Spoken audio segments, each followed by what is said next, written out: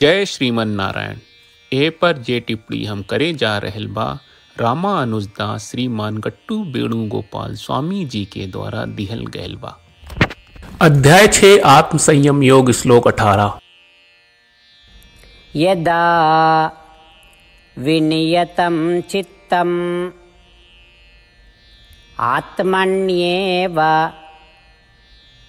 अवतिष्ठते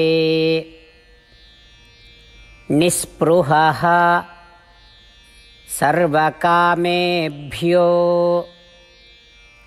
युक्त इत्युच्यते तदा ओम।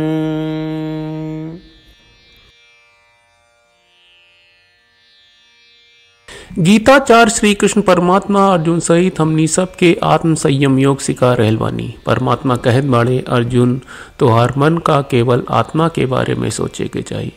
तोहार मन के ई विचार होके के चाहिए कि आत्मदर्शन आ आत्म साक्षात्कार जीवन का एकमात्र लक्ष्य और जीवन का एकमात्र उद्देश्य बा।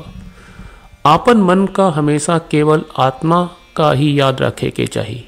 तोहार मन का लगे आत्मा का अलावा कौनो और विचार नहीं होके के चाहिए।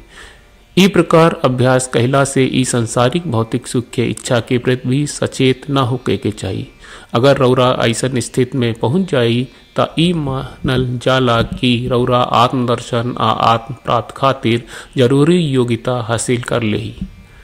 ई प्रकार श्री कृष्ण परमात्मा हमरा के निर्देश दे रहल बाड़े कि हम आपन मन की स्थिर रखे खातिर और आत्मा पर ध्यान केंद्रित करे खातिर अभ्यास करत रही। आत्मदर्शन आ आत्म साक्षात्कार के लक्ष्य पर लगातार चिंतन करी। आपन मन में एगो दृढ़ संकल्प राखी कि आत्म साक्षात्कार जीवन के एकमात्र उद्देश्य बा और संसारिक इच्छा से पूरा तरह से मुक्त रहे के बा। श्री कृष्ण परमात्मा के शिक्षा के ध्यान करत और उनका निर्देश के अभ्यास करे के प्रयास करत हमनी श्री कृष्ण परमात्मा के बात के ई तरह से दोहरावे के चाहिए। यदा विनियतं चित्तम् आत्मन्येव अवतिष्ठते निस्पृहः सर्वकामेभ्यो युक्त इत्युच्यते तदा। श्रीमद् भगवत गीता का पूरा सार श्री कृष्ण परमात्मा ने अध्याय 18वें के श्लोक 65 से 70 में 8 काम करे खातिर दिले बाड़े। श्री कृष्ण कहले, हम ओ लोगन से प्रेम करनी जो लोग इन 8 बातन के मान तारे। हम ओ भक्तन के हर तरह से रक्षा करब। श्री कृष्ण परमात्मा के द्वारा बोलल गईल संपूर्ण भगवत गीता सुनला के बाद अर्जुन कहले, करिष्ये वचनम त्वा, जेके मतलब बा कृष्ण मैं वही करब जौन आप कही। यही कारण बा श्री कृष्ण अर्जुन के हर तरह के सफलता आ विजय प्रदान करेले। आई परमात्मा के आपन व्रत देई कि हमनी के ये 8 गौ कर्म के पालन करी जा। ई वचन परमात्मा के देवे से बड़न कौनो पूजा तपस्या यज्ञ नहीं। हम 8 प्रण कहब जौन हमनी के करे के चाहिए। आप सब कृपया इन्हन के आपन दिमाग और दिल में सोची। श्री कृष्ण के आपन वचन देवे के ई तरीका में हमनी सबकी कल्पना करे के चाहिए कि श्री कृष्ण का चेहरा खुशी से चमकत बा और खुशी के एहसास करत बा। जय श्रीमन नारायण। यहाँ हमनी के 8 वादा बा। हमनी के पहला वादा, हे श्रीमन नारायण, आपका निर्देश के मुताबिक हम हमेशा तोहार ध्यान करब और तोहार बारे में सोचब। हमनी के दूसर वादा, हे श्रीमन नारायण, आपका सलाह का अनुसार हम हमेशा आपका भक्त रहब। हमनी के तीसर वादा, हे श्रीमन नारायण, हम आपन सब काम तोहरा सेवा के रूप में और तोहरा संतुष्टि खातिर करब। हमनी के चौथा वादा, हे श्रीमन नारायण, जैस की आप माने के कहले रहलू, हमरा बहुत विश्वास बा कि हम आपके होई और हम हमेशा आपन दोनों हाथ जोड़ के आपके नमस्कार करब और आपकी पूजा करब। हमनी के पांचवा वादा, हे श्रीमन नारायण, हमरा के तोरा बात माम एकम शरणम ब्रज 1866 याद कहले, जहाँ आप हमरा के आपन का अर्पित करे का कहा। श्रीमन नारायण, मैं हमेशा तोहरे शरण में रहब। हमनी के छठवां वादा, हे श्रीमन नारायण, हमरा के तोहरा बात माँ सुचहा 1866 याद कहले कि आप हमनी के शोक ना करे का आश्वासन दे रहे बड़े। हम अब और शोक ना करब। हमनी के 7वां वादा, हे श्रीमन नारायण, आपने हमरा खातिर श्रीमद् भगवत गीता के वितरण करके हम सबके कृपा कहले और आशीर्वाद दहले बा। हम वादा करत बानी कि रोजाना कम से कम एक श्लोक पढ़ब या सुनब। हमनी के 8वां वादा। हे श्रीमन नारायण, आप गीता के पूरा मानवता तक ले गयलू। हम गीता में आपके दिव्य वचन के उन भक्तन तक पहुँचावे के प्रयास करब जे गीता से अपरिचित बा। हे श्रीमन नारायण, हम उई करब जौन तू करे का कहब। हम ऐसन व्यवहार करब जैसन आप चाहत बानी और हम खाली आपका खातिर काम करब।